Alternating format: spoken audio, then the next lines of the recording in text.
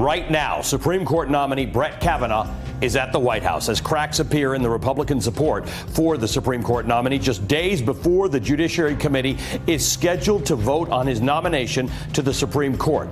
Over the weekend, Dr. Christine Blasey came forward in the Washington Post, identifying herself as the woman who in July sent a confidential letter to Senator Dianne Feinstein, the ranking Democrat on the Judiciary Committee, in which Blasey alleges that Kavanaugh sexually assaulted her in the 1980s when the two were in high school.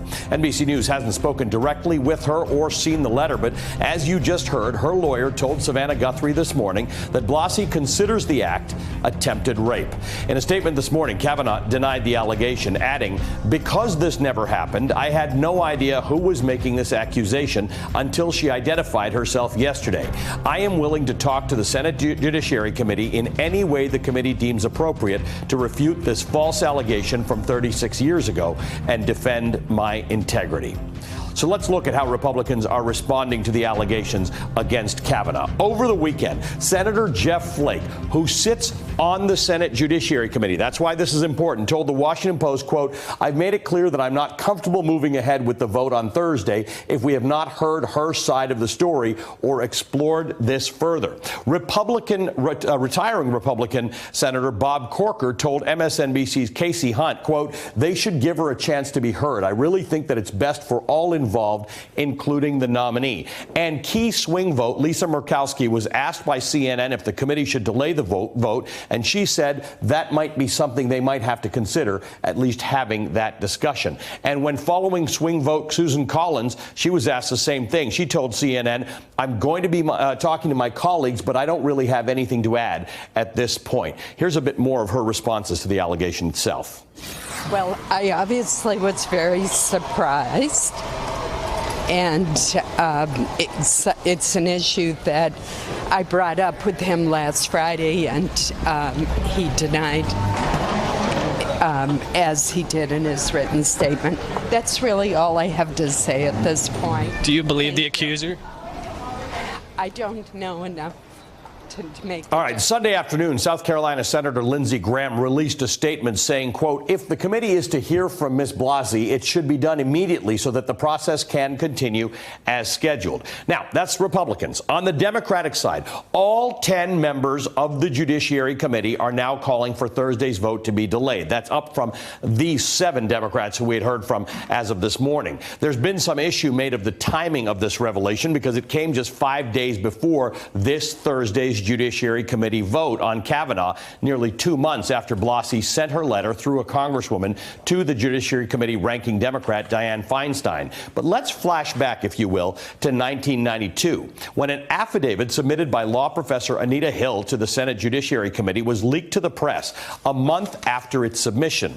That news dropped just 2 days before the full Senate was to vote on Thomas's nomination. The all-male Judiciary Committee, it was all men back then, quickly called Professor Hill to testify at a hearing. Today's committee actually includes 4 women. But any decision on Judge Kavanaugh would be in the hands of 11 men because these 11 men are the only Republicans on the committee. There are 0 women in the Senate Judiciary Committee's Republican majority. Steph? Joining us now, Emma Brown, the Washington Post reporter who broke this story, and MSNBC senior politics editor Beth Phui. All right, Beth, the president was elected despite comments that he made on the record that would destroy any other candidate. I mean, do you remember the damage textbooks of women did to Mitt Romney? Let's share what President Trump said. I want to share the sound. It's like a magnet. You just I don't even know. And when you're a star, they let you do it. You can do anything. Whatever you want. Grab them by the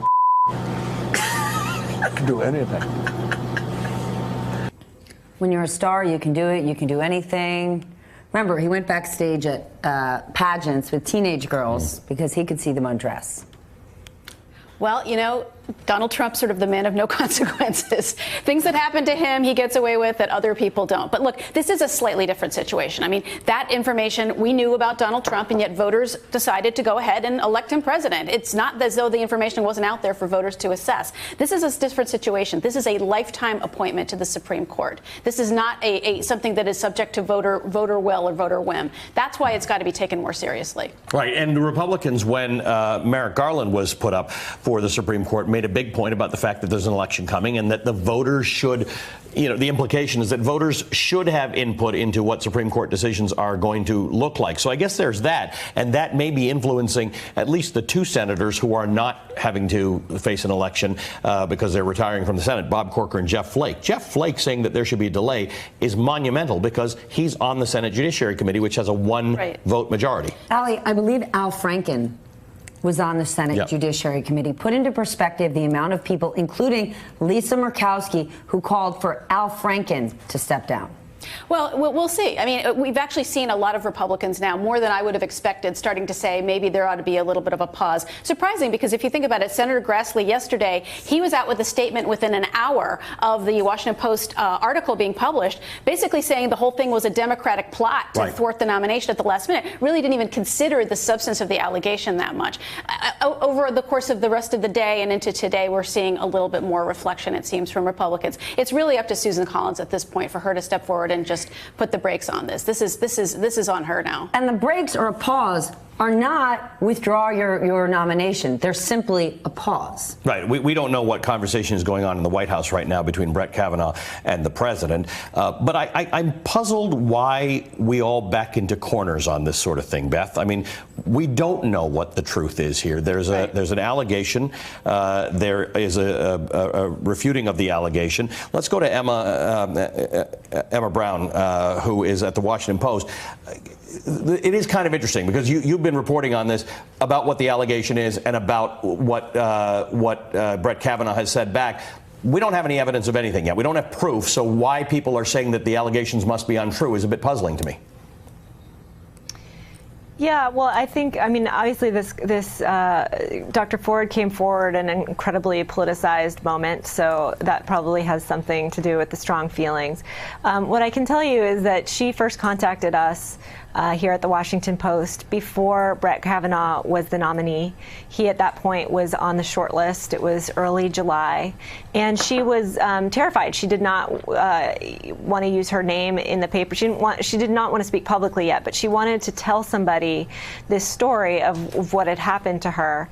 And so we spoke off the record, which of course means, I've gotten emails today asking why didn't we investigate? I did investigate as much as I could without betraying her confidence at that point, because I promised her I would not tell her story. She did the same thing, of course. She sent a confidential letter to Senator Feinstein, and she says Feinstein also honored her request to keep that secret until stories started trickling out last week that there was a secret document and so on, and then it snowballed from there. Can we explain that sort of in a bit more detail? Because many are saying this is hyper politicized. It's 2 days before his confirmation. If Dianne Feinstein was aware of this since July, why didn't she take action? Can you just help us understand that a bit more? Because what she was doing was respecting Dr. Ford's wishes. Right. From Dr. Ford's perspective, she sent a letter to Senator Feinstein that clearly said, I want this to be kept private and confidential. This is not to be shared. And so from Dr. Ford's perspective, Feinstein honored that request. And that's why she didn't take action. Beth, this is inherently, obviously political because it's a politicized process, right? The confirmation of Supreme Court hearings is political. The same things were said when Anita Hill came forward, because it was very close. It was 2 days before the full Senate vote, not even 2 days before the Judiciary Committee vote back in 1991. And the same things were said about her, and the same machines went into play to criticize her and to undermine her credibility. Right. I mean, there were a lot of things that were similar, a lot of things different, of course. I mean, that was a Republican president, George Bush 41, who nominated Clarence Thomas. So it was a Republican president, a Senate controlled by by Democrats. Right. So the Judiciary Committee was controlled by Democrats. Now, former Vice President Joe Biden was in charge. And then there was that amazing hearing. They did invite Anita Hill to come and speak. There was that amazing hearing that we all remember. All men, that all-male Judiciary Committee grilling her. Senator Biden coming under quite a bit of criticism, actually, because he didn't bring forward some witnesses who could have corroborated her story. And so basically sort of left Anita Hill there to just be all alone in front of this all-male tribunal trying to get to the bottom of things. And then, yes, Clarence Thomas was confirmed a couple days later with the support of 11 Democrats. Let's remember, the Senate is much, much, much more polarized than it was back then. Back then, there was sort of this sense of advice and consent, that typical Senate role, that's what they do. They allow presidents to confirm the judicial nominees that they want. They're the president of the United States. So that was still a bit in play back then. As we now know now, it's really very different. Everything's political. The Supreme Court justice nomination process is as political as it gets. Does that mean they can or cannot, for Republicans, go the Clarence Thomas route and push this forward? Because again, you could simply slow this down, right? Matt Miller on Twitter earlier today said, this is black and white. You believe her or you believe him. That's not necessarily the case. Many people could say, hold on, let's simply hear what this person has to say. And Brett Kavanaugh could potentially, even if he is absolutely innocent, could say, let this person speak. By brushing it under the rug, that's what gives people such discomfort. Right, and we've known that Mitch McConnell very much wants to get this done so they can have that ninth justice on the court when the court comes in. But Mitch didn't pick him. Certainly not. And Mitch McConnell, we're told, raised some questions about this nomination to begin with, just because of the long paper trail and such. However, he does want, it's his mission is to have as many conservative jurists as possible out there. He wants this ninth justice on the court for when the court begins in October. And we'll see if he decides that, yes, as you say, Stephanie, why not just give it a few more days and figure out if we can get a little bit more information to understand what's going on.